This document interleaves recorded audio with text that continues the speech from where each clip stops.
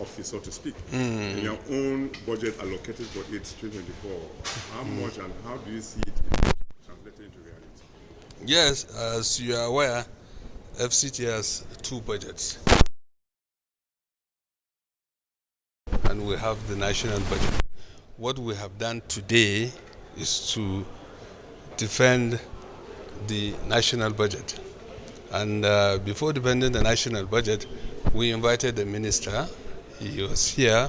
We interacted extensively on the proposals before we arrive at the figures that we arrive. So the chairman of the Appropriation Committee was of the view that FCT should exit the budget. Well, because concern on it. So how do you see that? This is the views of the chairman. Constitutionally, FCT has dual role. And the dual role is under Section 299 of the Constitution and Section 8. FCT serves as a state and also as a ministry. So as a state, FCT has a statutory budget that is run from its local IGR and also the share of the federation account of 1% of the federal government share. So FCT is like a state constitutionally, and also FCT is a ministry. That is why you see the minister of FCT attends Federal Executive Council meeting for ministers only.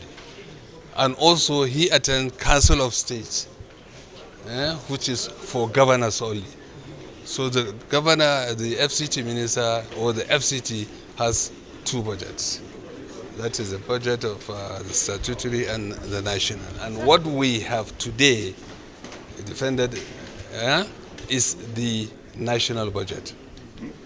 Most committees often appeal for more funding in most of their ministries. In your own case, what you propose for it, are you satisfied that it's enough for it to meet up all the necessary things the minister needs to do? What is given to FCT is just about 65 billion. Out of the 65 billion, 48 billion is for Abuja Great Water Supply. So the remaining amount of 17 billion is to fund the ongoing capital projects of FCT.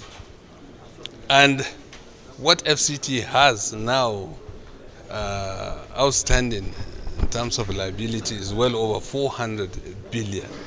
So there is no way 17 billion would be sufficient to cater for all the needs of the FCT. But we have to operate because there are a lot of competing demands, and you are all aware how the budget this year is. So we have to make do with what is available for FCT. So let's look at the implementation of previous year's budget for the FCT. What would be your comment on the previous year's implementation of the FCT budget? According to the presentation I gave from the minister, the total of 15 billion was appropriated for FCT for 2023. Out of that 15 billion, only 8 billion was released. That is about 52%. So I want you to see there is a shortfall of almost 48% of the budget. So the budget performance is about 52%. Even though the appropriation for 2023 is 15, yes. And you still have supplementary allocation. So, and also, if you see, 2024 proposal is even higher than the 2023. The envelope given, we have been able to provide it. That what we're able to provide is that it's barely enough to pay salaries alone. So there is need for us to have more. The idea that some people are thinking with is the fact that we could come with a supplementary budget, but that cannot work in the circumstance because we have what we call pre-election, election, and post-election. And primaries for elections will be commencing around February, March. So certainly, it's not a time that we can bring supplement budgets. So the best is to make all the necessary provisions right now. And that's why we are pleading with the Appropriation Committee to look into a matter. And we have been assured that they have not said no, they have not said yes, but we still have to come to do some more engagements so we can get it done. So how much? This is what we call oversight. Yes. You see, the constitutional responsibility of legislator is three: lawmaking, oversight, and representation. He come under oversight. He wants us to do oversight, to have knowledge and to disseminate the knowledge, to share knowledge among the legislators. And inshallah, we will do it. From that point of view, the other committee, NFF is also requesting for additional funds. Looking at the... Quite all right. When you put their budget together, it's not up to 1.5 billion, both personal, recurrent, and capital. Therefore, they are looking, or they are asking 2.5 billion to attend some needs. There are so many sporting activities, more especially recruitment of the intellectual, those our youth who show commitment to sport. How can we recruit them, package them, send them out? That is the reason why NFF is asking that. And we want to use support, the sport. NFF want to use it at least to bring their own quota in making Nigeria a secured nation. Idle mind is devil mind. Therefore, if we engage those youths, definitely we will have a free society.